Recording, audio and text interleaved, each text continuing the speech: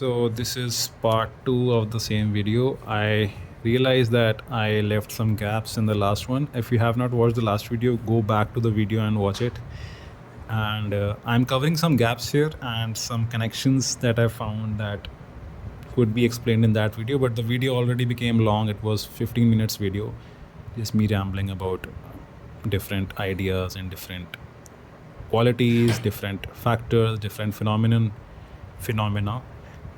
So okay, let's do this part 2. Again, I'm going to speak non-stop. There will be no edits. It's going to be really fun. Okay, let's do this. So last time we covered these things, okay, and these things are not explained in that video. Of course, you can just Google them and understand, and yeah, bloody, you can Google everything and understand yourself. But there are some terms you can just find out and what's the deal with those things. And yeah, this triangle, this pyramid, you can call it triangle, pyramid, whatever. This was not there in the last video, and this is something I made an inverted version of an existing one, which is given by Paul Graham.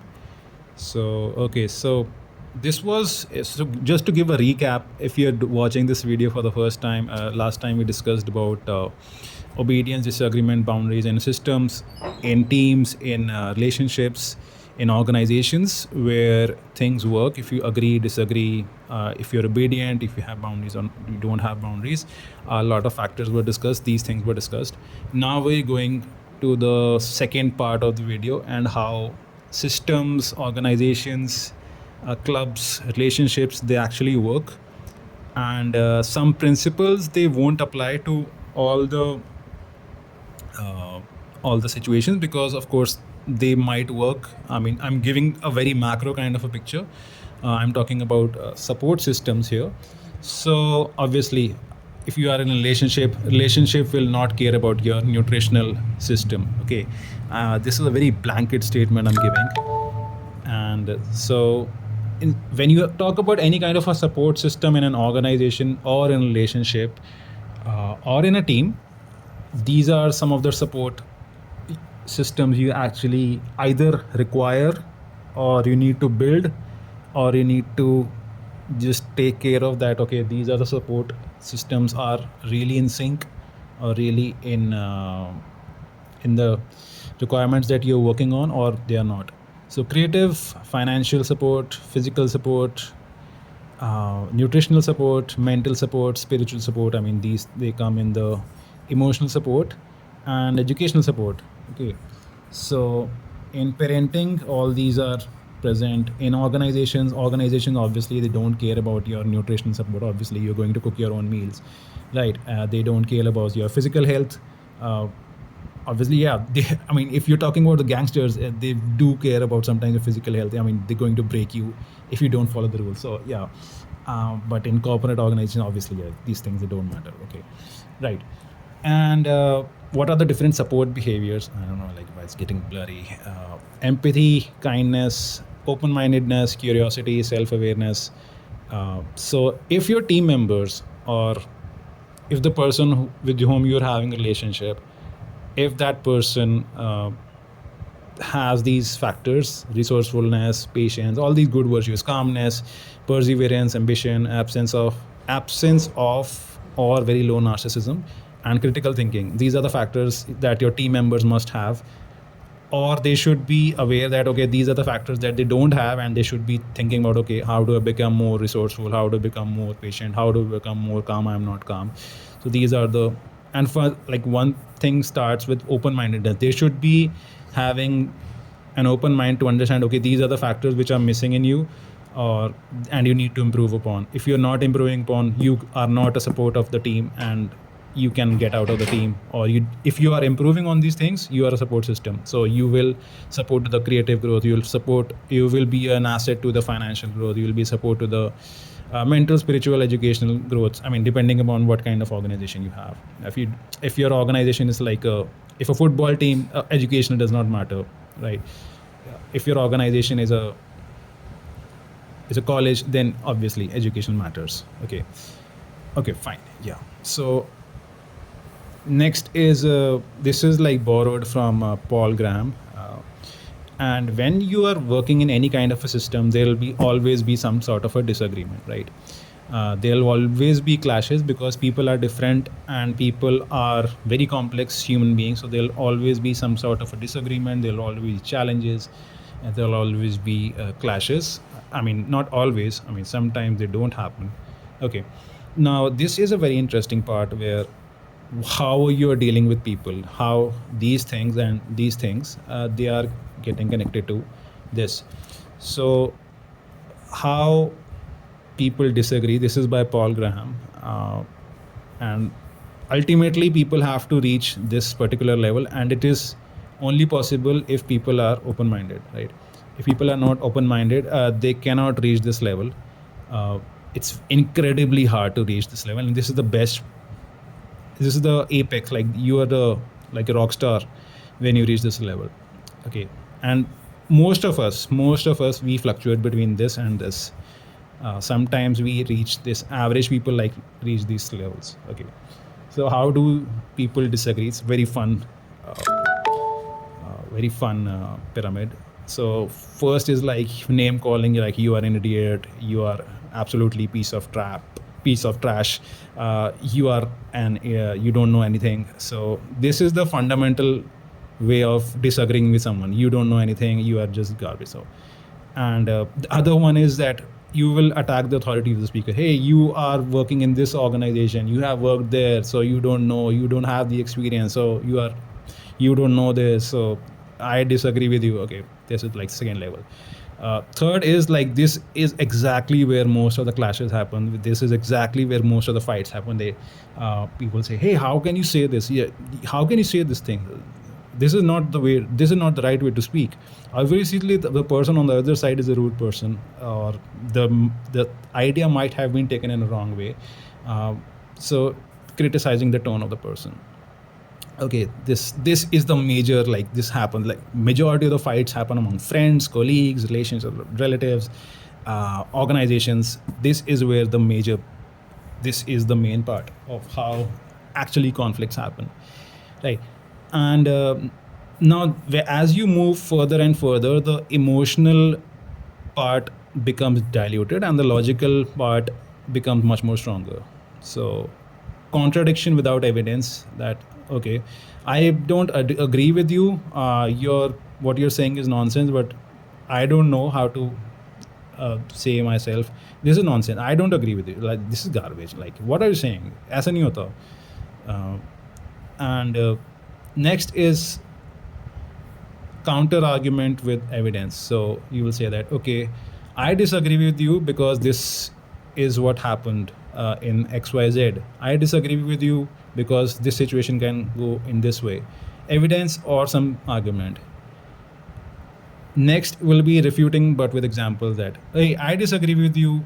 These are the evidences, and okay, in this organization this happened, in this scenario this happened. So what your idea is not applicable because, hey, rockets don't work like this. Okay, our team can lose the match because in XYZ in Pakistan versus India, this thing happened.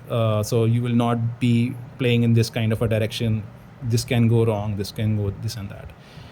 This is the most like top-notch thing. You refute the central point explicitly. You say that you're going to lose the match because your technique is wrong. These are the better techniques, and this is why a better technique is required. Otherwise, we'll lose the match. This is exactly what is holding us back. This is the bottleneck in the business. If we don't solve this bottleneck, this is what is going to happen. These are the math. This is the data. And see. Examples less. I mean, you can give examples, but explicitly stating why a strategy is not working. Where the conflicts are going to happen? Here. This is the most dangerous part. If your organization, if your relationship is having these type of pyramid, you're going to get like really messed up. Things are going to go really bad. And if your relationships, if your team is having these sorts of disagreements, it's going to survive because people are much more open-minded. People have much higher level of critical thinking. So, and people have perseverance to solve the problem. They are not blaming that, hey, you did this wrong, hey, you did this that wrong. Okay, And people are resourceful. People are optimistic. Okay, this problem happened, let me solve this. This problem happened, okay, how can I solve this? How can we solve this? The best idea has to win. The best strategy has to win. It's not about you versus me. It's about winning the team. It's about the team should win. It's about the relationship should win. Okay. And what is the reverse of it? So as what's the guy name? Charlie Munger. Yeah, Charlie Munger says that invert and always invert. And how can you guarantee failure? How can you see that, okay, there's absolutely no support in your team, there's absolutely no support in your organization, there's absolutely no support in your relationship? How can you guarantee a relationship or team or the organization is absolutely going to fail? You just invert this.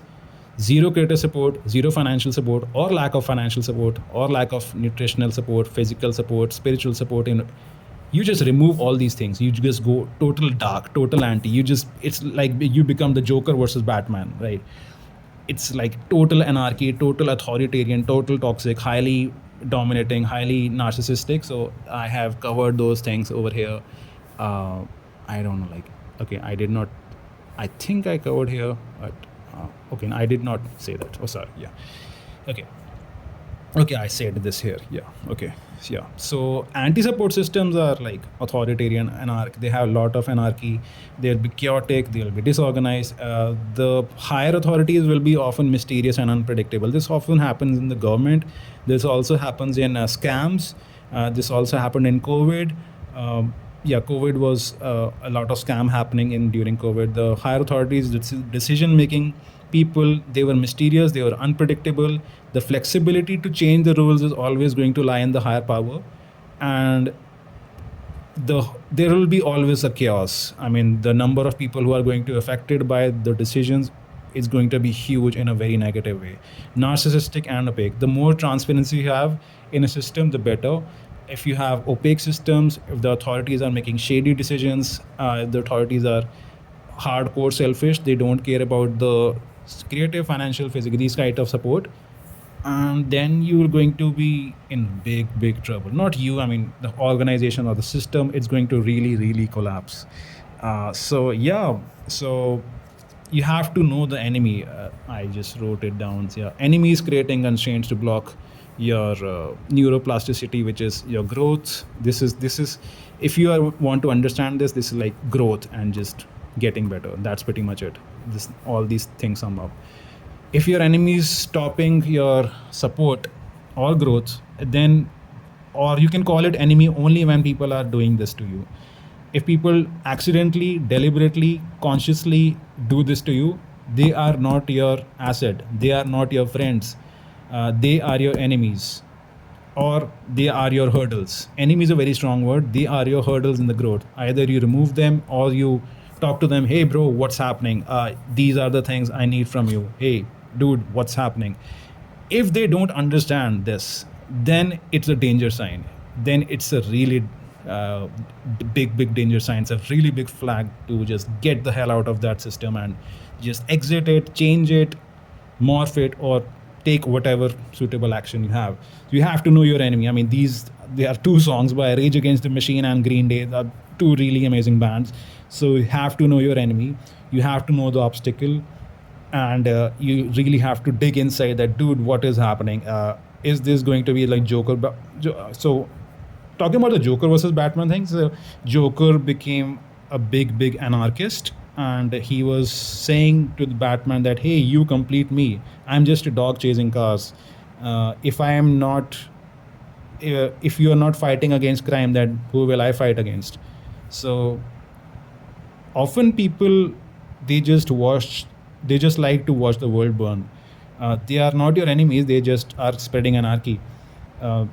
Think about your life. Have you met such people? So some people are real life jokers, and so you have to know your enemy. And sometimes it's also important that how long can you fight the enemy? If the enemy is getting infinitely more powerful than you, it's a lost battle. So you have to stop fighting the game. You have to stop fighting the enemy. You have to exit the game. You have to stop playing the game, because if the game becomes infinite, it becomes really dark. If the game becomes anarchist, if the game becomes a reverse, okay, I'll have to I'll explain this later on. If the game becomes very hard to handle and hard to get optimism about, I mean, if this game is not supporting your these things, then you have to exit the game. You have to stop playing the game. You have to exit the team. You have to exit the relationship.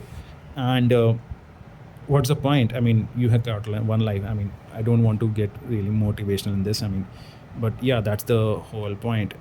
So you don't work in the anti-support system. You trace the anti-support system. You find that okay, this is something which is going wrong. You just invert the pyramids. Okay, so that's how you actually navigate the problematic system, organization, or relationship when things go really dark against you.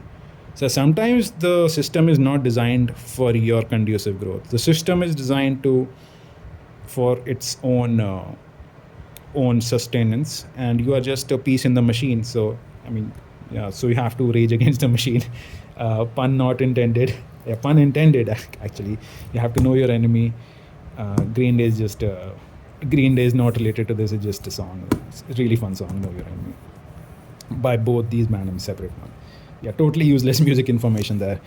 All right. So next is that this is the inversion of the pyramid. If you had just reversed it, this is how people disagree. If you just reverse it, this is something I made, and it's like okay, so it's like, hey, you are awesome. I mean, you are an asshole. So thing will say, hey, you are awesome. Praise. Next one is like, hey, attack the authority of the speaker. Hey, how can you say this? You don't have the experience. How can you say this and that? You are belonging to that kind of a party, that kind of political group. You are playing in FC Barcelona or whatever.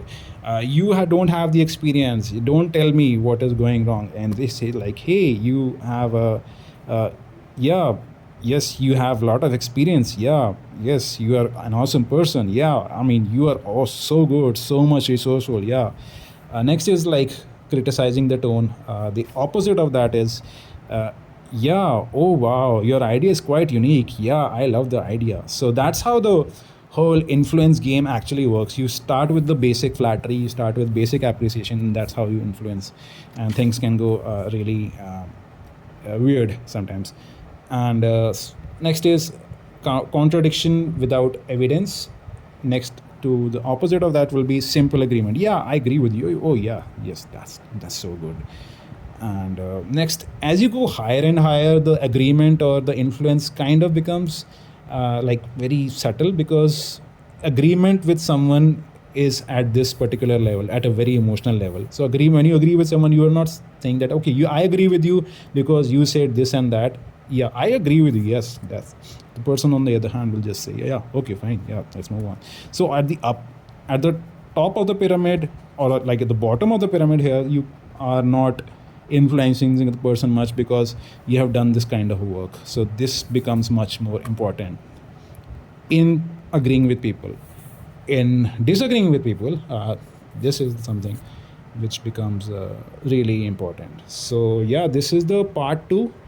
I don't know what to call this right now. It's like a fun video because I thought that okay, I need to make the separate part of this.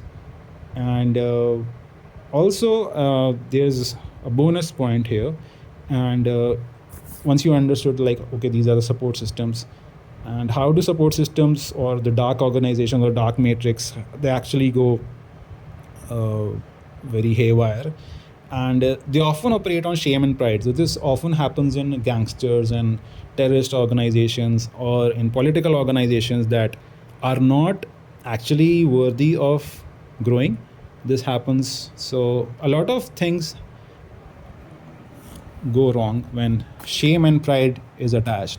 So ego is the enemy and of people. And when you attach shame and pride, it's very easy to influence people. Hey, you should be proud of that self. You did this. Your organization is growing. Even if your organization is corrupt, if that organization is growing, and you pulled the trigger and you killed someone, and the organization benefited, you should be proud of yourself. You killed that person. That person was an obstacle in an organization. That activist got killed. You should be proud of yourself. And on the other hand, a shame. Most of the Indian parenting system is working on shame and pride. You should be ashamed of yourself. How can you do this? You should be. What will other people say? You should be ashamed of yourself. How can you fail? So shame, pride, and failure is like a very popular tactic in Indian parenting system. I'm just laughing right now. So I mean, it's like a national disease at the moment. Like sometimes I think it's a global disease as well. I have not studied like outside European parenting system, but this is a bloody national disease. It's like shame and pride is like the fundamental operating system of majority of parents in India. And yeah, so okay, next is so when you want to grow, right, you have to smash your ego constantly. So when you smash your ego in the better way, so ego is often attached to ambition, optimism, victory, hope, and confidence. But if you smash your ego, you have to retain these things as well.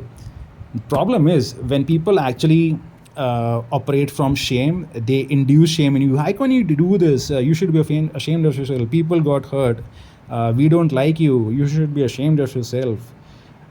You tend to, I mean, people or the teammates, or sometimes they kind of lose these things. And the opposite of this is a fear, doubt, losses. So ambition, if you stop getting ambitious about your creative growth, your financial growth, a lot of fear and doubt comes in, and losses, pessimism. And sometimes when you are ambitious, there's a lot of ego attached to it, there's a lot of pride attached to your ambition, there's a lot of optimism attached to your ego.